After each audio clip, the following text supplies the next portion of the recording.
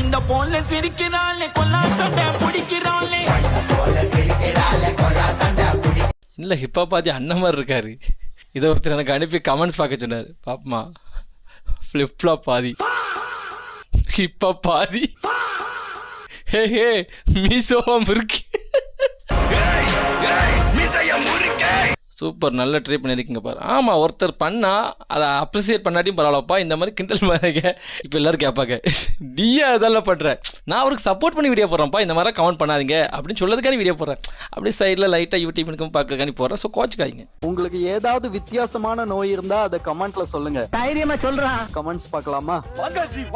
எனக்கு யார்கிட்ட கை நீட்டி காசு வாங்கினாலும் திருப்பி கொடுக்க மனசு வர மாட்டேங்குது. இந்த நோயை எப்படி கியூர் பண்றது? தம்பி, இதுக்கு பேர் நோய் இல்லை.